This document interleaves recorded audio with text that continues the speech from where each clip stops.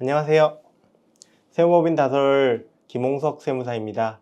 저번에 안원영 변호사와 함께 출연했던 영상에서 상생임대주택에 대한 많은 질문을 주셨어요. 그래서 오늘은 본인이 꼭 세무사의 상담을 받지 않더라도 간단한 건들은 충분히 검토할 수 있는데 어떻게 실제 세무사가 상생임대주택을 판단하는지에 대해서 한번 도와드리도록 하겠습니다. 상생임대주택에 크게 한 세 가지 정도의 혜택이 있다고 들었는데 구체적으로 어떤 게 있을까요? 먼저 상생임대주택은 결국 다 세 가지 혜택이 똑같은 혜택입니다. 결국 거주를 해야지만 비과세를 받거나 거주를 해야지만 무슨 혜택을 볼 수 있는데 거주요건이라는 자체를 면제시켜주는 제도인데요. 양도소득세에서 거주요건을 필요로 하는 곳이 세 곳이 있어요. 그게 먼저 조정대상 지역에서 취득한 주택에 대한 거주요건, 그리고 장기임대주택을 여러 채 가지고 계신 분이 본인이 거주하고 있는 주택에 대한 거주요건, 그리고 마지막으로는 장기보유특별공제라는 표 2라고 하는데요. 최대 80%까지 받을 수 있는 표 2를 적용받기 위해서는 3년 보유, 2년 거주 요건이라는 게 있는데 여기서도 2년 거주 요건이 있습니다. 따라서 지금 혜택을 준다는 것은 이 각 부분에서 거주 요건을 면제시켜 준다. 또 이제 어떤 분들은 2년을 산 것처럼 봐주는 거 아니냐라고 생각하시는 분들도 있는데 2년을 살았다고 보는 게 아니라 거주를 하지 않아도 비과세를 받게 해주겠다라는 제도의 혜택입니다. 예를 들어서 이제 보통은 자기가 집을 사는데 어느 정도 교육이라던가 직업이라던가 할 때는 제일 처음에 강남 뭐 이렇게 주요 시내에 살다가 어느 정도 나이가 되시면은 지방으로 가시는 분들도 있고 이러다 보니까 임차를 주게 되는 부분에서는 거주로 한 걸로 인정 안 해주고 본인이 직접 거기 사용하면서 사는 것을 거주라고 하고 있습니다. 보유는 매매를 하자마자 시간이 계속 가고 있고요. 예를 들어서 2018년에 샀다. 그러면 제가 그 집에 들어가 살건 안 살건 계속 시간이 지나가면서 보유 기간은 10년이 지나가고 있고요. 반면 거주는 제가 실제로 그 집에 들어가 살면서 전입신고도 하고 거기서 이제 실제 생활을 하는 것을 거주했다고 표현하는데요. 갭 투자를 한다고 표현하죠. 갭 투자를 할 때는 임차인을 끼고 매매를 하다 보니까 그때는 이제 본인이 들어갈 수 없는 상황에 대해서 이제 거주 요건을 채우지 못한 경우들이 많습니다. 세 가지 거주요건 면제 혜택에 대해서 조금 더 구체적으로 하나씩 짚어주실 수 있을까요? 먼저 이야기 드린 조정대상 지역에서 취득한 주택에 대한 거주요건 면제인데요. 얘는 2017년 8월 3일 이후에 서울 지역이나 경기도 지역에 조정대상 지역이란 게 생겼습니다. 과거에는 2년 보유만 해도 비과세를 받을 수 있었는데 조정대상 지역이라는 게 생기면서 집값이 너무 오르다 보니까 실제 거주할 목적이 아닌 집에 대해서는 비과세를 못 해주겠다라는 취지에서 나온 제도인데요. 2017년부터 엄청 부동산 값이 올랐잖아요. 그래서 지금 2년 거주를 안 하고 갭 투자를 하면 비과세를 받지 못한다. 실제로 거주를 하여라. 이런 데에서 나온 건데 결국 실제로 거주를 하기 위해서 들어가려다 보니 기존에 살고 있던 임차인들이 거주지를 박탈당하는 거죠. 임대인이 임차인에게 나가라고 하는 상황이 벌어져서 그러면 임차인들의 거주도 보존시켜줄 수 있게 상생임대 서로 도울 수 있는 임대인 제도를 만들어 보자 해서 나온 제도로 보입니다. 그래서 이제 비과세를 받지 못하면 일단 기본적으로 12억에 대한 비과세를 받지 못하다 보니까 이렇게 요즘 부동산 경기가 많이 올라서 양도 차익이 큰 경우에는 세액 차이가 꽤 나고 있습니다. 조금 후에 이제 실제 사례를 보여드리면서 세액 차이가 어느 정도 나는지도 보여드리겠지만 보통 적게는 1, 2억, 크게는 3, 4억 정도까지도 쉽게 벌어지는 걸 볼 수 있습니다. 그리고 두 번째로는 장기임대주택 보유자 거주주택 비과세라고 하는데요.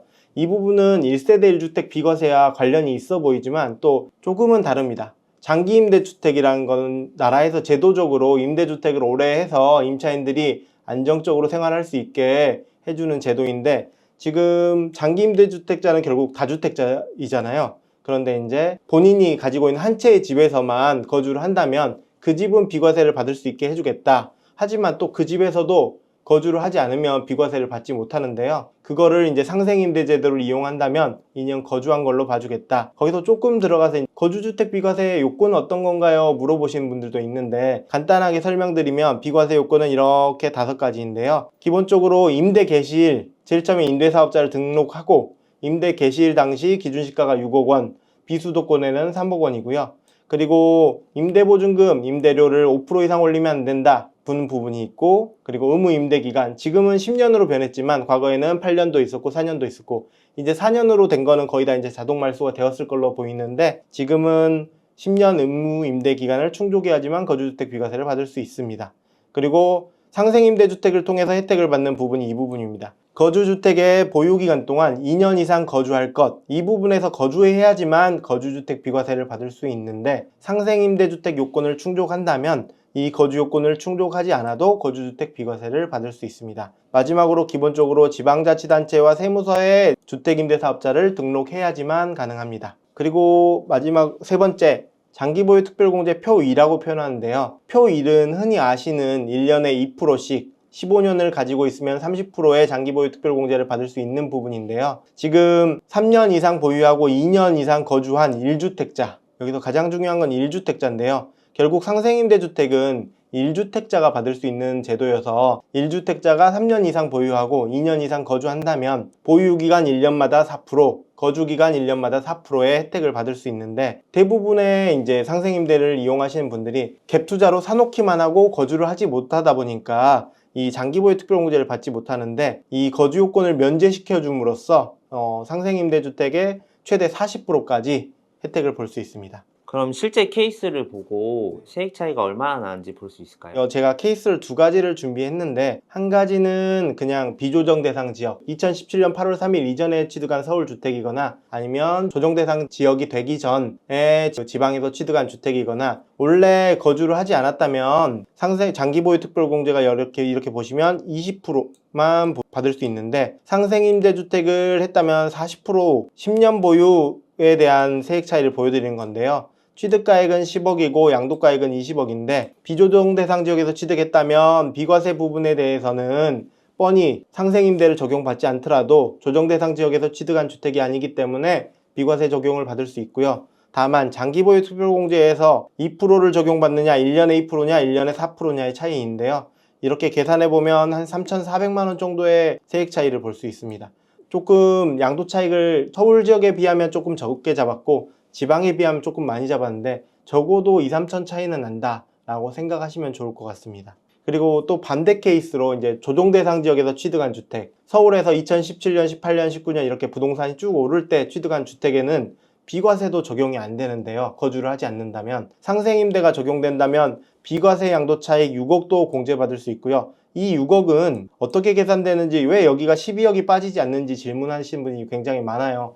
비과세 12억이라고 말하면서 왜 여기서 12억을 안 빼주냐 라고 생각하시는데 이 6억은 양도 차익에 대해서 이 부분을 과세 부분과 비과세 부분으로 쪼개는 겁니다. 그래서 비과세 부분 12억까지 20억 양도가액 중에 12억까지 비과세를 해준다고 해서 이걸 곱하면 10억 곱하기 20분의 12를 한다면 6억이 돼서 비과세 6억을 양도차익을 공제해주고 있고요. 그렇다면 과세되는 양도차익인 4억과 10억에 대해서 상생임대가 적용되지 않는다면 1년에 2%, 20%를 적용받고 상생임대가 적용된다면 40%를 적용받아서 세액 차이가 2억 5,200 정도 난다. 아까 이야기 드린 것처럼 2억에서 3억 정도는 난다. 그리고 조금 더 가액대가 높은 아파트들을 보면 4, 5억 차이도 금방 나거든요. 그래서 꼭 1주택인데 본인이 지방에서 서울집을 갖고 있었다. 이런 분들은 꼭 이 상생임대주택에 해당하는지 아니면 어떻게 해야지 해당할 수 있는지 한번 확인하는 게 좋을 것 같습니다. 이번 편에서는 상생임대주택 판단 실무라고 해가지고 실제 제가 의뢰인들이 상생임대 검토를 요청했을 때 어떤 스케줄에 의해서 판단하는지 한번 보여드리도록 하겠습니다.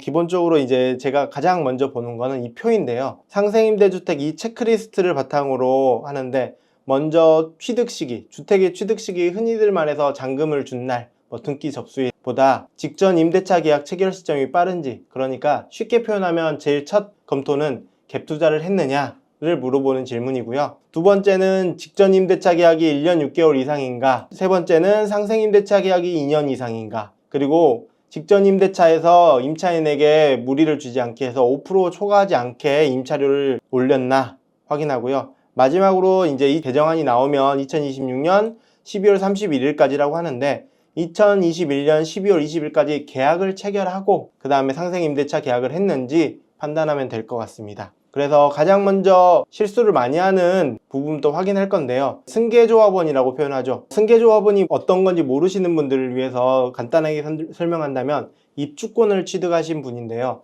입주권과 분양권은 세법상에서는 굉장히 큰 차이가 있습니다. 입주권은 종전주택을 가지고 계시는 분이 조합원이 되었는데 그 조합원 지위를 다른 분에게 이제 넘기는 과정이고요. 분양권은 흔히 말해서 청약에 당첨된 분들을 이야기하는 거고, 승계 조합원들의 주택 취득 시기는 제일 처음에 취득한 게 입주권이라는 권리이다 보니까 그때 이제 건물이 다 올라갔어도 결국 주택 취득 시기는 사용승인 교부서 교부일입니다. 쉽게 말해서 사용승인 날짜가 써져 있는 날인데요. 가끔 이제 개포 뭐 1단지, 개포 4단지 이런 데는 지금 임시 사용 승인이 먼저 났어요. 그래서 임시 사용 승인이 먼저 난 날은 빠른 날로 판단해서 취득 시기를 판단하시면 됩니다. 그래서 지금 케이스에서는 증여 계약서, 증여를 통해서 배우자에게 증여를 받은 케이스입니다. 입주권을. 그래서 증여를 받으셨고, 여기 이 실제 자기 거를 검토할 때 필요 서류가 두 가지가 있는데요. 한 가지는 본인 임대차 계약서와, 그리고 한 가지는 이 부분에 나오는 건축물대장 표제부입니다. 건축물대장 표제부를 펼치시고 두 번째 페이지를 가시면 우측 중간 정도에 이렇게 사용승인이라고 나와 있거든요. 아주 오래전에 취득한 주택은 이게 안 나와 있는 경우가 가끔 있는데, 최근에 취득한 주택들은 다 여기 정확하게 날짜가 기재되어 있으니 이걸로 본인의 주택 취득 시기를 판단하시면 됩니다.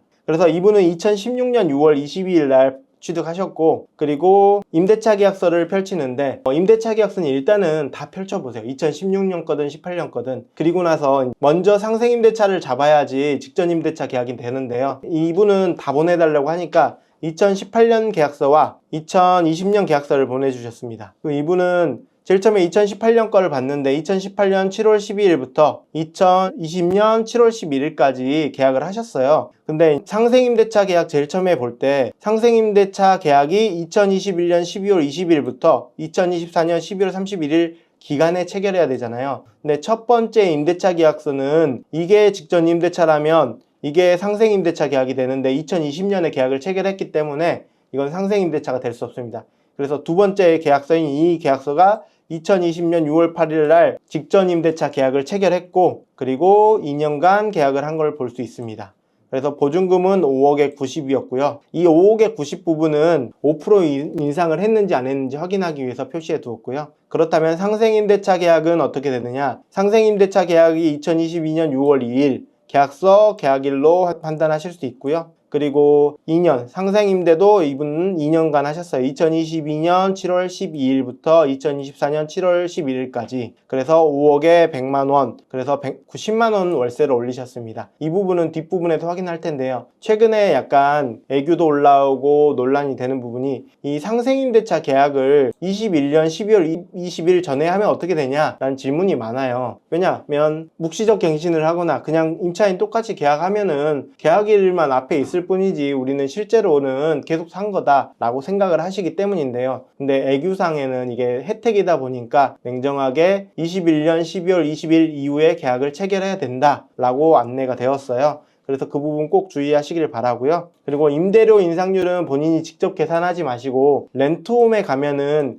표지에 정확하게 나와 있거든요. 그래서 본인이 지금 가지고 있는 변경 전 5억에 90만원을 입력하고 그 다음에 후에 5억에 100만원을 받고자 하는데 이러면 인상률은 몇 프로인가요? 라고 버튼을 누르면 3.13%입니다. 이렇게 나옵니다. 이 부분은 계산이 되면은 어디서든 임대사업자 관련된 거 다 렌톰 가서 계산하라고 하니까, 혹시나 이제 보증금을 월세로 변환할 때라던가 월세를 보증금으로 변환할 때는 꼭 렌톰 가서 본인이 임차료를 5% 이내로 올리는지 한번 확인해 보시길 바랍니다. 이분은 이미 매도를 하고 오셨어요. 그래서 제일 처음에 제가 임대차 계약서를 받기 전에 되게 불안했습니다. 왜냐면 2년의 상생임대차 계약을 채우지 못하고 이미 매도를 한 경우에는 상생임대차 계약을 받을 수 없기 때문인데요. 이분 다행히도 임차인이 먼저 7월 달에 나갔어요. 7월 11일 날 나가고 나서 공실인 상태에서 매매를 진행하셔서 8월 말에 잔금을 하셨습니다. 그래서 이분은 상생임대차 계약을 했고, 아까 표 1로 한번 보여드린 게 있는데 이분이 딱 이 정도 세액 차이가 났어요. 이분이 3,700만원 정도 상생임대로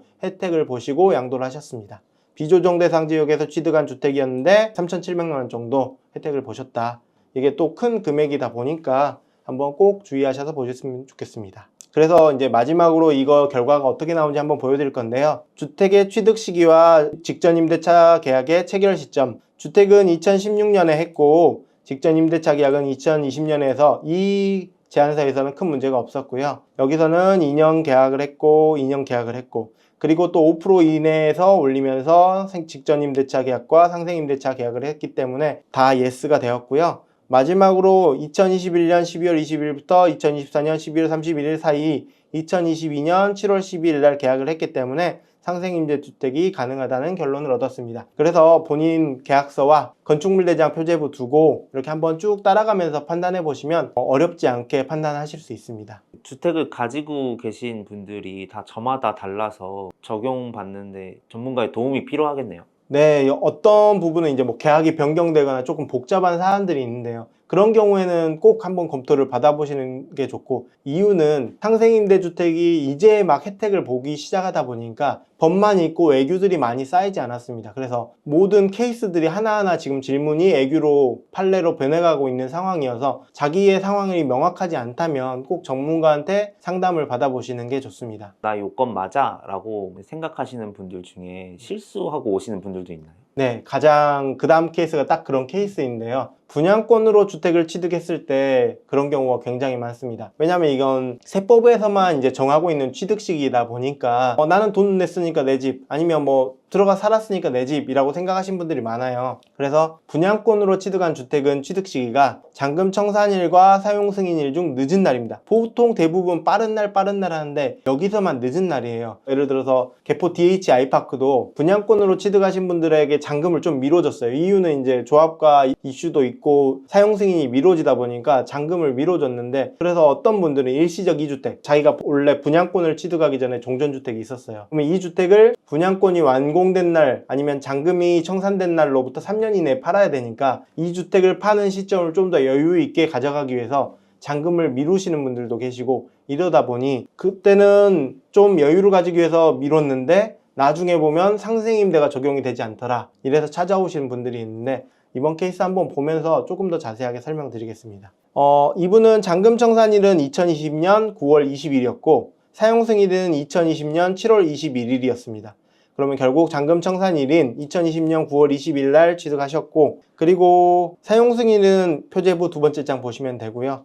이거는 본인 통장을 보내주는데 본인 통장을 첨부하기는 좀 애매해서 날짜만 적어뒀습니다. 그런데 이분이 계약 체결을 9월 6일 날 하셨어요. 이유는 딱 한 가지예요. 아파트 잔금을 하기 위해서 임차인을 받은 거예요. 그래서 임차인을 받았는데 2020년 9월 6일 날 받은 거예요. 그러니까 이분은 조금 억울한 거죠. 자기 취득 시기가 언젠지도 모르고 사용 승인이 났으니까 됐다고 생각했는데 안 된 케이스입니다. 결국 이 하나가 잘못돼서 안 된 케이스인데, 좀 이따 추가적으로 이야기 드리지만 이런 분들이 오시면 가장 많이 하는 질문이 뭔지 아세요? 임차인과 계약서 다시 쓰면 안 되나요? 임차인 동의만 받으면 되지 않나요? 이런 질문을 굉장히 많이 하시는데, 그런 부분은 또 한번 어떤 사항이 문제가 될 수 있는지 설명드리도록 하겠습니다. 이분은 계약기간 2년 잘 충족하셨고 보증금은 2억 6천이었습니다. 그래서 2020년 9월 6일 날 계약을 했고요. 상생임대차 계약은 2022년 8월 27일, 21년 12월 20일과 24년 사이에 있었고 또 2년 계약을 하셨습니다. 그리고 임대보증금도 2억 7천으로 1천만 원만 올리셨어요. 그래서 실제 계산을 해보면, 렌토홈에서 계산해보면 3.85%만 인상했기 때문에 다른 조건은 다 충족했습니다. 근데 이제 주택을 취득하기 전에 임대차 계약을 체결해서 지금 진행이 안 되는 거고요.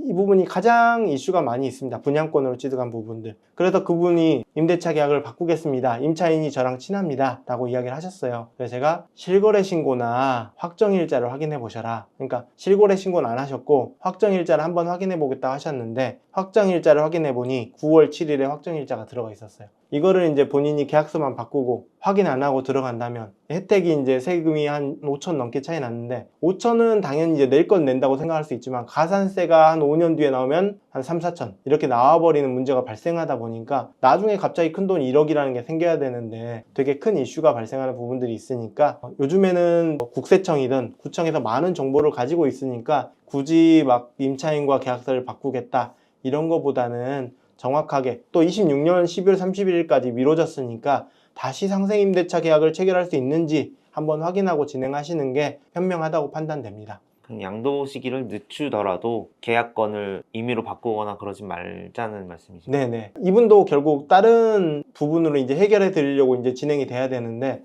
그냥 했다면은 결국 큰 사고가 날 뻔한 케이스거든요. 그래서 상생 임대주택이 정말 좋은 제도임은 분명하지만 요건이 되지 않는다면 아직 기회가 있으니 조금 더 미루셔도 좋을 것 같다 라고 설명드립니다. 그래서 여기에 검토 결과는 취득 시기가 9월 20일인데 계약 체결일이 9월 6일이기 때문에 여기서 1번에서 노가 됐고요. 나머지 요건은 다 충족하셨으나 이렇게 상생임대차 기한 5% 이내 그리고 또 기간 내에 임대 개시했는데 한 가지라도 잘못되면 상생임대주택이 불가능하다라고 설명드렸습니다.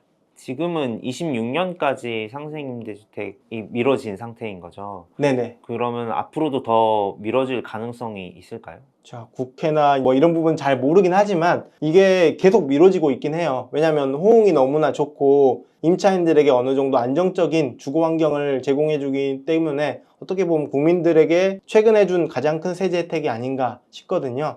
호응이 좋다면 또 늘어나지 않을까요? 그리고 이거 23년이었는데 24년으로 미뤄졌고 이번엔 또 2년을 연장했거든요. 그러니까 한 번 기회를 더 줄 테니 하라 이런 부분들이니까 지금 집을 취득하시더라도 충분히 시간이 되거든요. 정확히 1년 6개월 2년 하면 그러니까 지금 주택을 취득하시더라도 큰 도움이 될 수 있는 세제 혜택이다 라고 생각하시면 됩니다. 쉽게 표현하면 둔촌주공 입주하신 분들이 가장 좋아하실 근데 거기는 또 이제 실거주 의무가 또 다르게 잡혀 있어서 들어가셔야 되지만 그 실거주 의무는 좀 더 짧다 보니까 비교해서 한번 하셔도 좋을 것 같습니다. 그리고 이제 가장 이번 케이스가 어려운 케이스인데요. 실무에서는 가장 흔하게 접할 수 있습니다. 임차인이 그냥 나간 경우, 임차인의 사정으로 나간 경우, 혹은 상생임대주택이란 제도를 알게 돼서 상생임대주택을 받아야겠다 하고 임대차 계약을 변경한 경우인데요. 이분은 두 가지 케이스가 다 들어가 있어서 조금은 복잡했습니다. 그러니까 본인에 맞는 상황인지 그 상황에 대해서 판단해 보시고요. 이분의 주택 취득 시기는 분양권을 취득하셨기 때문에 잔금 청산일과 임시 사용 승인일 2018년 6월입니다. 이게 멀리 있었기 때문에 정확히 판단하진 않았고요. 2018년 6월에 취득을 먼저 했다. 그리고 나서 직전 임대차는 2020년 2월 계약을 맺었고요. 그리고 2020년 6월 4일부터 2023년 6월 4일까지 계약을 했습니다. 이게 3년 계약이에요. 보통 계약을 2년만 한다고 생각 아니면 1년 하시는 분이 있는데 3년 하는 경우들이 있어요. 보통 교육 때문에 그렇습니다. 고등학교 진학하면서 그 근처로 자식과 함께 오시는 어머니들, 아버지들이 이제 계약을 이렇게 맺는데요. 그렇다 보니까 임대인 입장에서는 상생임대를 적용받아야 되는데 임대차 계약이 3년이다 보니 이분이 2022년에 계약을 변경하셨습니다. 그래서 직전 임대차 요건을 충족한 임대차 계약을 변경하는 경우에는 임대차 계약에 해당함, 이게 무슨 말이냐면 보통 안 되는 분들은 갭 투자를 하신 분들이 굉장히 많습니다. 주택의 취득 시기가 18년 6월이 아니라 2020년 6월이라고 생각하면 이미 계약이 승계돼서 진행되고 있잖아요. 그런데 그러면 자기가 상생임대를 적용 못 받는다는 걸 아니까 종전에 있던 임차인에게 우리 계약 변경하자, 지금 다시 계약서 쓰자, 보증금 좀 내려가게 해줄게, 이런 사탕들을 제공하면서 임차인과 다시 계약을 맺는 경우들인데요. 이제 그거는 정확하게 애교로 나와서 승계한 임대차 계약을 변경하는 거는 인정해주지 않겠다 라고 나왔으니 굳이 기존에 있는 임대차 계약을 변경하시지 말기를 바랍니다. 그래서 이분은 기존에 이제 승계한 임대차 계약이 아닌 본인이 맺은 직전 임대차 계약에 해당하는, 다만 3년으로 임대했지만 이거를 2년으로 줄이고 싶다. 왜냐? 다음 상생 임대차 계약을 위해서 직전 임대차 계약이 빨리 끝나야 되기 때문인데요. 그래서 이분은 2022년 7월 14일 날 계약 기간을 변경하고 임대료도 변경했습니다. 직전 임대 때는 6억 2천에 계약을 하셨는데요. 변경하면서 이렇게 6억 2천에 월세 10만 원을 받는 변경 계약을 하셨습니다. 그래서 이 계약이 상생임대가 되었는데요. 근데 2년으로 계약을 하셨어요. 왜냐하면 상생임대는 2년이 돼야 되니까. 근데 아까 임차인은 교육기간이 끝나면 갈 거다. 그래서 결국 2년 계약을 했지만 2023년 7월 달에 임차인의 임대기간이 끝나면서 나가게 됐습니다. 그래서 또 다른 세입자를 구한 것까지인데요. 일단 먼저 여기까지 정리를 하고 가자면 6억 2천에 전세 계약을 하였지만 3년간의 계약 기간이다 보니 직전 임대차 기간이 너무 길다 보니 이걸 단축하였습니다. 이게 가능하냐? 직전 임대차 계약에 해당한다면 가능하다. 다만 여기서도 5% 이내 올렸는지는 확인해야 될 부분이고요. 이 부분은 진행하면서 확인할 겁니다. 그래서 2022년 7월 15일 날 상생임대차 계약을 체결하고 2년간 계약을 하고 월세 10만 원만 올렸습니다. 그래서 2022년 24년 7월 15일까지 계약을 하였습니다. 근데 여기서 두 번째 이슈가 발생합니다. 두 번째로 상생임대차 계약이 임차인의 사정에 의해서 종결되고 새로운 임차인이 들어오게 됩니다. 이때는 한 가지 요건이 필요한데요. 기존에 6억 2천에 10만 원 받는 것보다 낮거나 같은 금액을 받아야 합니다. 그러니 6억 2천에 10만 원 그대로 계약하든지 아니면 이거보다 더 싸게 임차인에게 제공하든지 이 요건을 충족해야 되는데요. 6억 2천에 10만 원이었던 상생임대차 계약서가 이제 변경되면 6억 3천 보증금만 받고 계약을 하게 됩니다.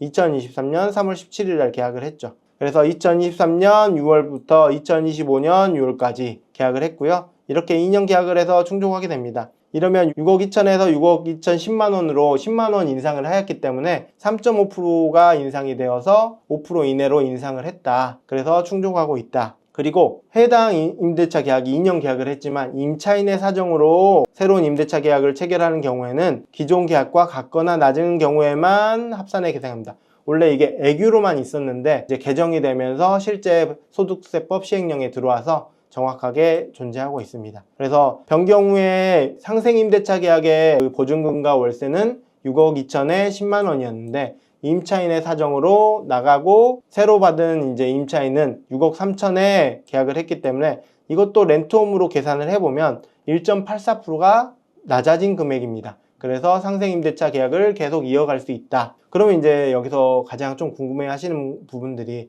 아직 현재 애규는 없는데 저희 내부적으로 판단인데 그러면 이어서 한 계약이 2023년부터 2025년까지 하지 않았냐, 25년까지 계약을 끝내야지만 상생임대차 계약을 볼 수 있지 않느냐 한데 이제 상생임대차 계약은 2년만 넘어가면 되는 부분이라서 처음 상생임대차 계약에서 2년 기간이 흘렀다면 비과세를 받을 수 있다. 상생임대차 조건을 충족했다라고 저희는 판단하고 있습니다. 이분도 매도를 하고 오셨어요. 이제 매도를 하고 이제 안 되면 큰일 나는데 라고 오셨는데 케이스가 복잡하다 보니까 이분이 세무사 5곳에 문의를 하셨대요. 근데 제가 선택을 받아가지고 이 보고서가 나갔었는데 이게 많이 하다 보니까 이분이 질문이 굉장히 많은 분이었는데 불안하니까 하나하나 답변 드릴 수 있었거든요. 그래서 본인이 조금 특이하다 하시는 분들은 결국 양도신고대리를 하셔야 되니까 그 전에 뻔히 포함된 금액으로 상담 한번 받아보시는 것을 추천드립니다. 그래서 7월 30일에 양도하셨는데 임대차 기간은 2년 채우려면 2022년 7월 15일부터 24년 7월 15일까지로 해서 2년 기간을 채웠다고 볼 수 있습니다.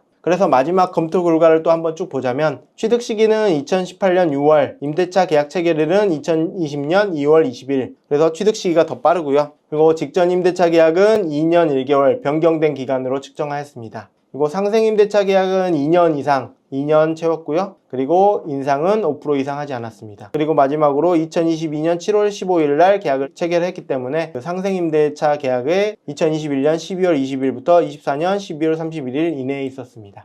그래서 이 주택도 상생임대주택이 가능하다라는 케이스를 안내해 드렸습니다. 여기까지 조금은 빨랐는지 내용이 어려웠는지 모르겠는데 그래도 제 개인적으로 납세자분들께 이런 케이스들을 설명드렸을 때 본인의 케이스다 보니까 되게 빨리빨리 이해를 하셨어요. 그래서 본인 임대차 계약서랑 건물 표제부만 펼쳐놓으면 이 부분까지는 어느 정도 검토 가능하니까 본인께서 한번 판단해보고 자기는 좀 더 특별하다, 아니 내 건 어렵다 하신 분들은 뭐 상담을 신청해서 진행하는 것도 좋을 것 같습니다. 여기까지 상생임대주택의 실무 판단하는 부분에 대해 설명드렸고요. 김홍석 세무사였습니다. 감사합니다.